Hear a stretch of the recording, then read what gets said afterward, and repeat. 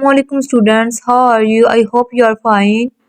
So student, in last lecture we discussed about present indefinite tense and its subtypes.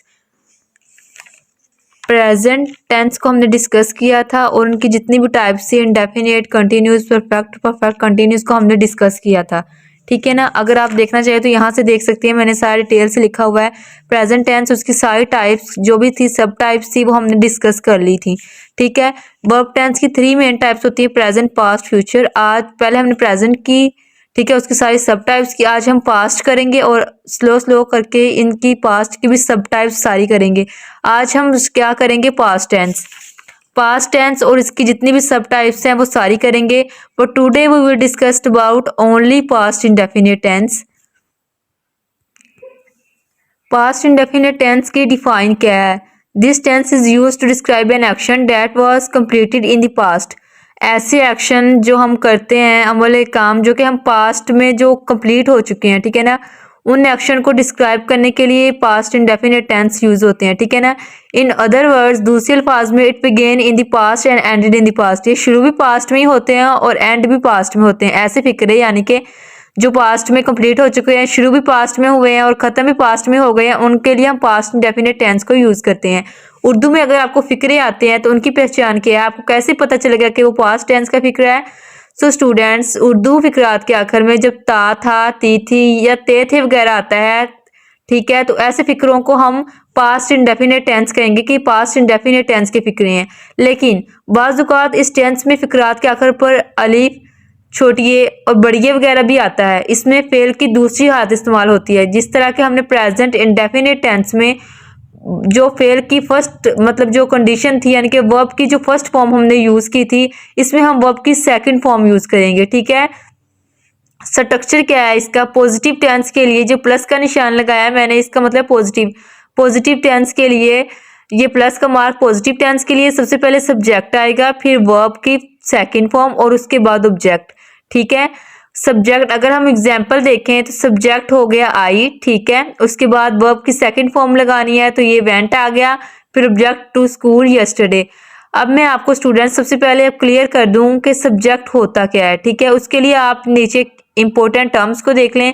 Subject क्या है? Subject कोई भी person या चीज़ होती है जो कि एक्शन को परफॉर्म करती है। ठीक है ना। एक्शन करने वाले को हम कहते हैं कि ये सब्जेक्ट है। ठीक है ना। यानी कि कोई भी काम करने वाला होगा उसको हम कहते हैं कि ये सब्जेक्ट है। ठीक है। तो इसमें हम देखेंगे तो जो काम कर रहा है, I went to school yesterday, अगर हम इसको देखें, ठीक है ना, इसमें आई सब्जेक्ट है, वर्ब की सेकंड फॉर्म है, ठीक है ना, तो वर्ब की फर्स्ट फॉर्म होती है गो, ठीक है ना, जाना।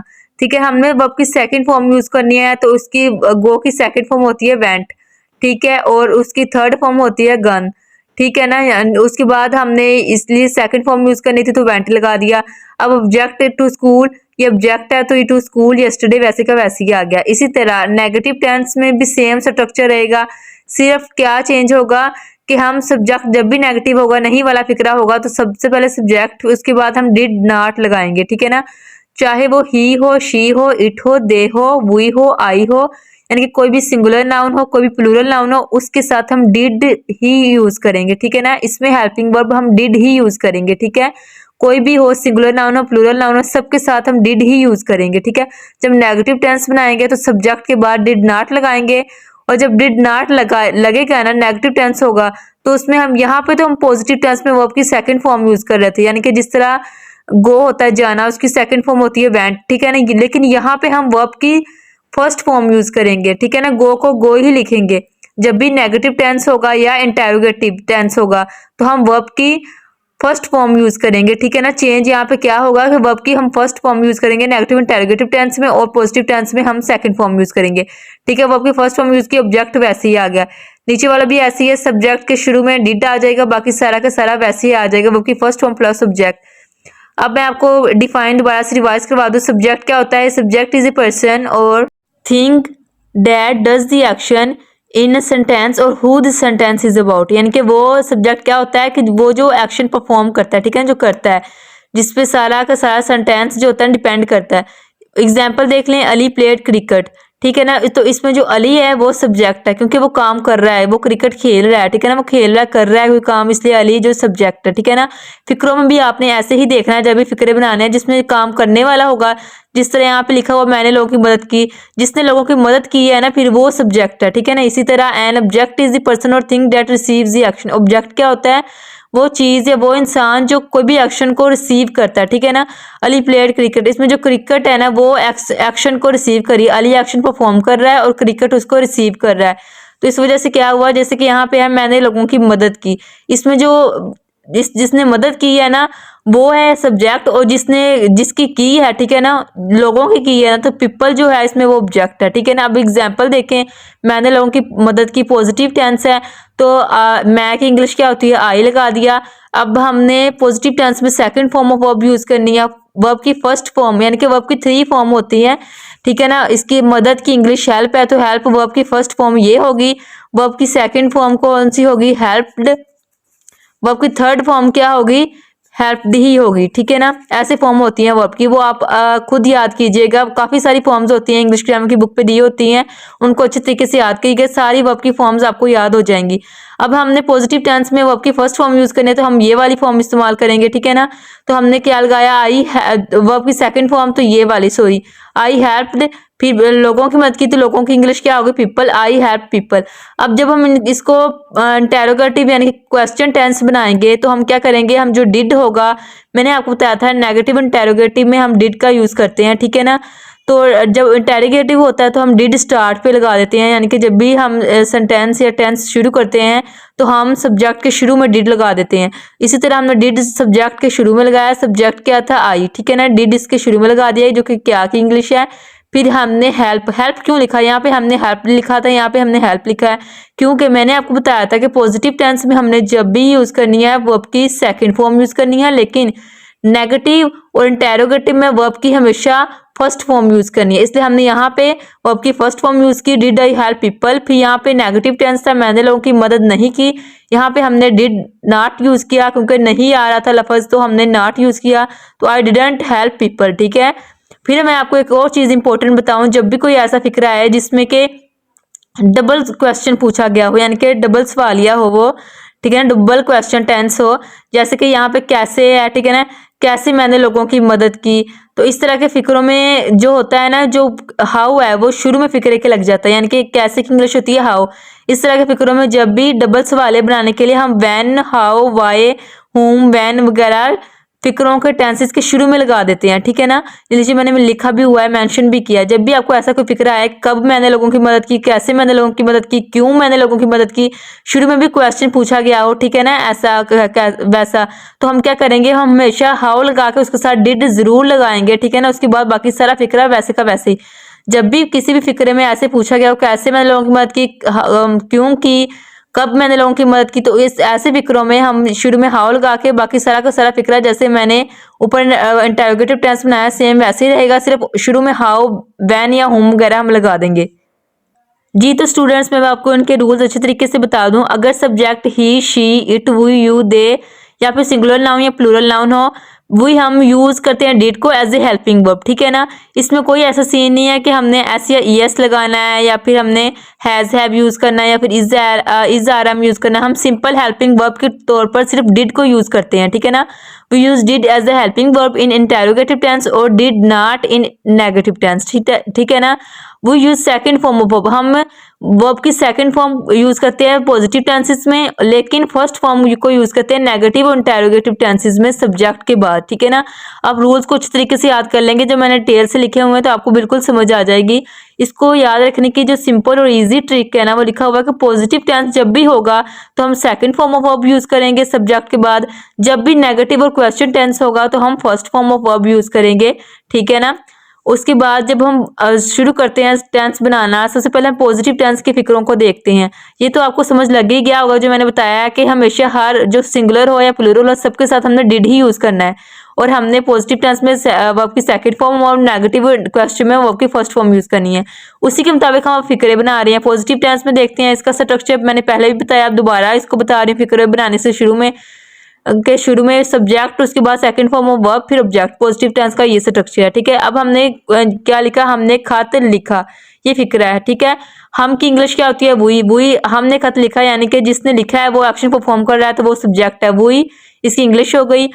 अब लिखना की इंग्लिश क्या होती है, राइट, ठीक है ना। अब वर्ब की फर्स्ट फॉर्म है राइट, ठीक है ना। लिखना, राइट जो है वर्ब की फर्स्ट फॉर्म है, जो रोट है वो थर्ड फॉर्म है, और जो रिटन है ना ये वर्ब की रोट, वर्ब की फर्स्ट फॉर्म राइट, वर्ब की सेकंड फॉर्म रोट, और थर्ड फॉर्म क्या है, रिटन, ठीक है।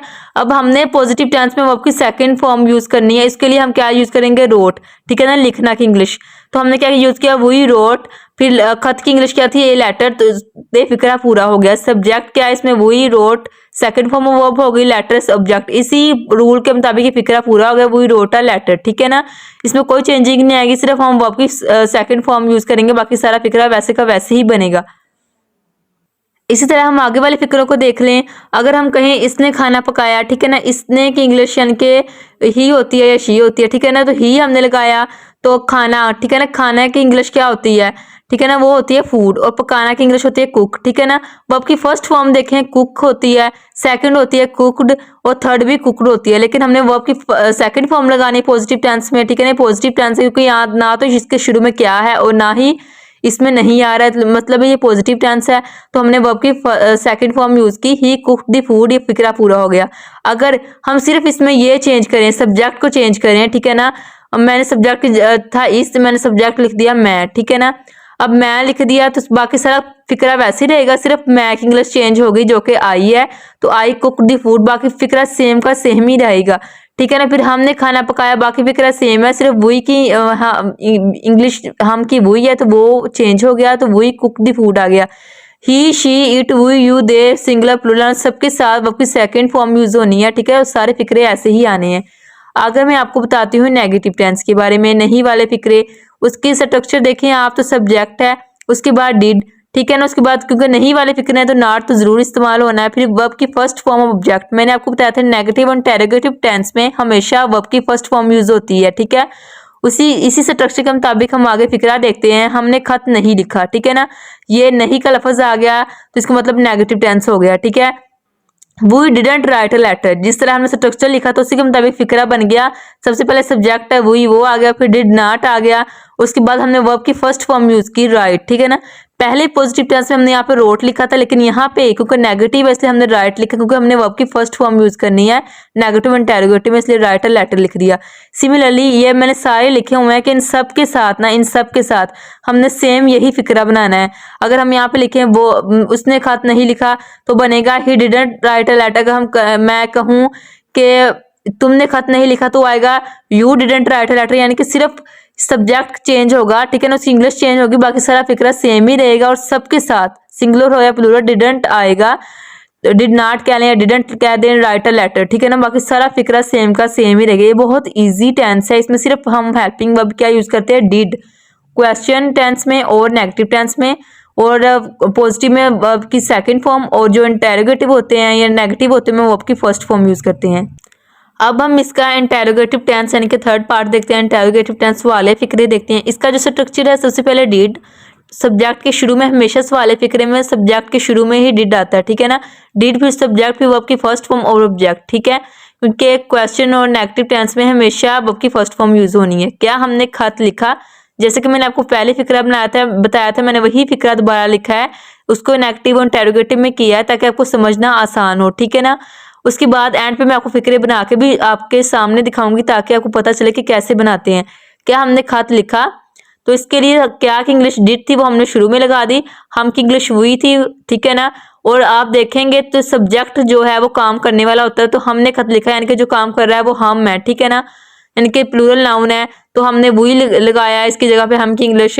हमने हमेशा वर्ब की फर्स्ट फॉर्म यूज करनी है इंटेरोगेटिव टेंस में, इसलिए हमने राइट, वर्ब की फर्स्ट फॉर्म क्या थी लिखना की, हमेशा राइट, तो वो यूज कर दी। बाकी खत की इंग्लिश लेटर, पूरा हो गया फिक्रा, did we write a letter.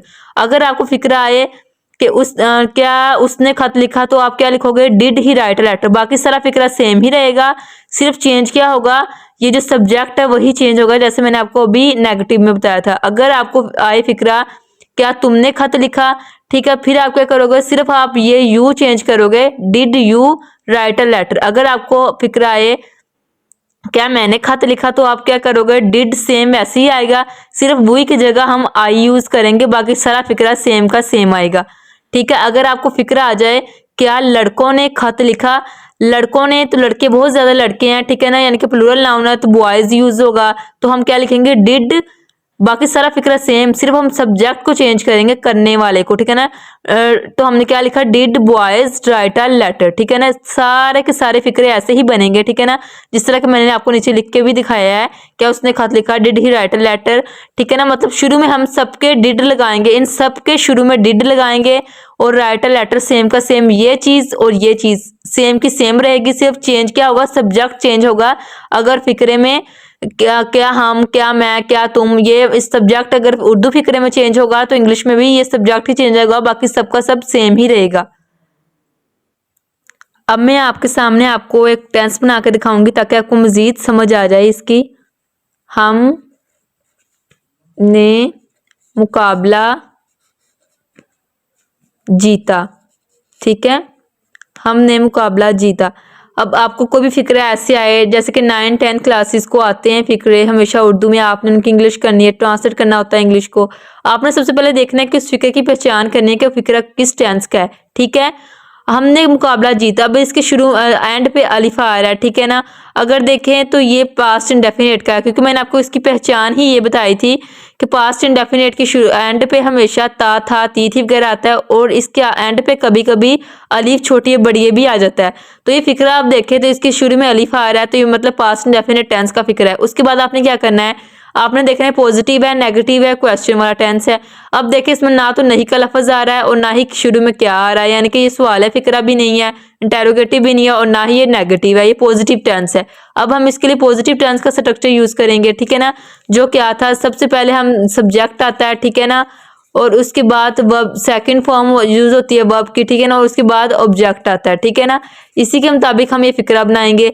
हम की इंग्लिश हो गई वही, ठीक है, हाँ वही, ठीक है ना। जीतना की इंग्लिश होती है विन, ठीक है ना, विन करना, ठीक है ना, ये इसकी जीतना की इंग्लिश ये होती है। लेकिन हमने हमेशा पॉजिटिव टेंस में वर्ब की सेकंड फॉर्म यूज करनी है, तो विन की सेकंड फॉर्म क्या होती है, वोन, ठीक है ना। इसकी थर्ड फॉर्म भी वोन ही होती है, ठीक है ना। हमने यहाँ पे क्या लिखा है, वी वोन, ठीक है ना। उसके बाद मुकाबला जीता ना, वी वोन दी मैच, ठीक है ना।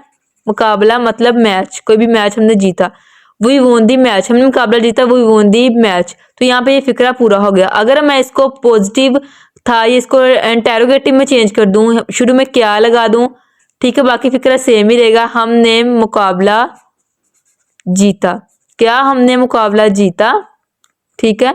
क्वेश्चन मार्क भी हमेशा लगाते हैं, जो भी ऐसा टेंस होता है ना उसमें क्वेश्चन मार्क जरूर लगाते हैं, इंटेरोगेटिव क्वेश्चन टेंस में, ठीक है। अब क्या की जगह पे हम क्या लगाएंगे, मैंने आपको बताया था कि नेगेटिव इंटेरोगेटिव में हमेशा डिड लगता है। उसके लिए कौन सा स्ट्रक्चर यूज होता है, सबसे पहले डिड, उसके बाद सब्जेक्ट, उसके बाद वर्ब की फर्स्ट फॉर्म, और उसके बाद ऑब्जेक्ट होता है, ठीक है ना। अब इसी के मुताबिक हम ये बनाएंगे। सबसे पहले क्या की इंग्लिश डिड आ गई, बाकी फिक्रा सारा का सारा सेम रहेगा, सिर्फ हम क्योंकि इंटेरोगेटिव टेंस में वर्ब की फर्स्ट फॉर्म यूज करते हैं तो हम इसी को चेंज करेंगे। सेकंड फॉर्म यहाँ पे लगाई थी, यहाँ पे फर्स्ट फॉर्म लगाएंगे, did we win the match. ये पूरा हो गया फिक्रा। अगर हम यहाँ देखें तो मैंने यहाँ पे विन लगाया, यहाँ पे वोन लगाया। वो क्यों लगाया, क्योंकि यहाँ पे मैंने आपको बताया कि जब भी पॉजिटिव टेंस होंगे तो वर्ब की सेकंड फॉर्म जो कि ये थी, ठीक है ना, वर्ब की फर्स्ट फॉर्म जो थी जीतने की इंग्लिश की विन थी, तो हमने उसको यहाँ पे लगा दिया। अब मैं इसको नेगेटिव में चेंज करूँ तो लिखूं, हमने मुकाबला नहीं जीता, हमने मुकाबला नहीं जीता, ठीक है। अब मैं इस फिक्रे को बनाऊं कि हमने मुकाबला नहीं जीता, तो मैं कैसे बनाऊंगी, पहले लिखेंगे वही, ठीक है ना। फिर उसके बाद मैंने आपको बताया था डिड नॉट लगाएंगे, जब भी नहीं वाला फिक्रा होगा तो उसमें डिड के साथ हमेशा नॉट लगाएंगे, ठीक है ना। फिर बाकी फिक्रा सेम ऐसे ही आएगा, विन दी मैच, ठीक है ना, मैच। तो ये फिक्रा पूरा हो गया। अब देखें इसके लिए स्ट्रक्चर हमेशा यूज़ होता है नेगेटिव वाला, इसके लिए हमेशा इंटेरोगेटिव और इसके लिए हमेशा पॉजिटिव टेंस का स्ट्रक्चर यूज़ होता है। डिफरेंस सिर्फ ये है इसमें वर्ब की सेकंड फॉर्म यूज़ हुई है, इन दोनों में वर्ब की फर्स्ट फॉर्म यूज़ हुई है, क्योंकि नेगेटिव और इंटेरोगेटिव टेंस में वर्ब की फर्स्ट फॉर्म यूज़ होती है। बाकी सवाल फिक्रा बनाएंगे तो डिड शुरू में आ जाएगा, और नेगेटिव टेंस बनाएंगे तो डिड सब्जेक्ट के बाद आएगा, ठीक है ना। सवाल में डिड सब्जेक्ट के शुरू में आएगा और नेगेटिव टेंस में डिड सब्जेक्ट के बाद आएगा, ठीक है ना, उसके साथ नॉट लगेगा, और बाकी फिक्रा सेम का सेम है, ठीक है। अब मैंने आपको सारा डिटेल से बता दिया है, ठीक है। आपने वर्ब की फॉर्म्स सारी खुद याद करनी है, इंग्लिश ग्रामर की बुक पे होती हैं, तो आपको मजीद अच्छे से समझ आ जाएगा कि वर्ब की फर्स्ट फॉर्म क्या होती है, वो कहाँ यूज़ करनी है, और सेकंड क्या होती है तो कहाँ यूज़ करनी है। जज़ाकल्लाह।